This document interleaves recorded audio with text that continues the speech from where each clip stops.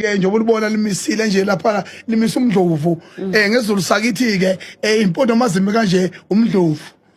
mazimi kanje zibizwa kuthiwa zimise umdlovu kanti mayibheke emumva ezimi kanje inkomo imise kanje ke kuthiwe ke imadoda ephika icala Okay. imadoda ephika icala kanti mayimise kanje yethiwe igodla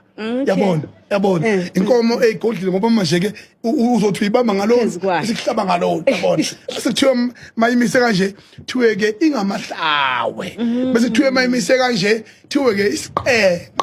eke dlala ngenkosi dlala ngolimo ngane wethu eke secongweni samabhinqa abafowethu eke emgoqozi nawe enkomo nanguthathe wethu Pinky eke usinga ngisacela ukuqala nje ngenyosi ugoqozi ngifuna ukuthi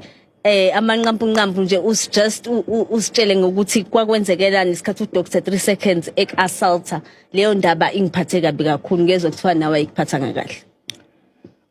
Wayenza nje ke okungiyikho umfokankwanyana kahle kahle wayedukisa umlando ngoba iqiniso lithi izibongo zingumlando wesizwe zingumlando waleyo nkosi sukubusa ngaleso sikhathi kwenzelwe ukuthi in 100 years isizukulwane siyobe silandela sibe sesazi ukuthi leyo nkosi yayimbalo njani uma ngabe yayiligwala kuzotholakala ezibongweni uma ngabe yayisiqhwaga kuyotholakala ezibongweni uma ngabe yayihola amaqhawa engamagwala kuyotholakala kuzibongo so ke kwaba lichilo nje indoda esihloniphayo ethi inyanga igcine iba ngumuntu ophikisana nokungena emlandweni ngoba naleso sici ayifakwa kuso wayifakwe isicini ayisenzile yena soko nje ke samangala thina sisizwe ukuthi ungakwenza kanjani lokho ukuthi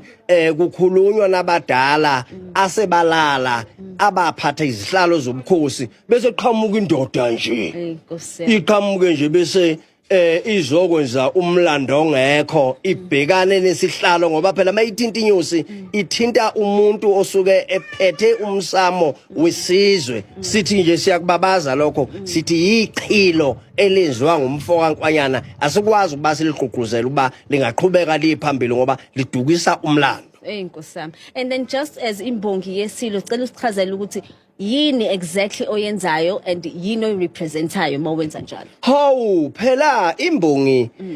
ngumuntu osuke eyintatheli ngalolimi lwanamhlanje na phela imbongi ngumuntu osuke seduze kakhulu nesihlalo umuntu osuke seduze kakhulu nesizwe umsebenzi wakhe ukuzwa isizwe ukuthi sithini ngenkosi esuke ihlele ehlalweni umsebenzi wakhe ngukuthi athatheke imibiko esuke enkosini ukuthi ufisa ukuthi isizwe sika kanjani phambili bese ke ekwenza yena lokho ngokuthi akukhulume ngendlela yezibongo so ke manje ke umuntu oyinyosi uyayiphuma ngisho nempi ngoba nguye othi mangabe sebefile ongizwe empini ethile bese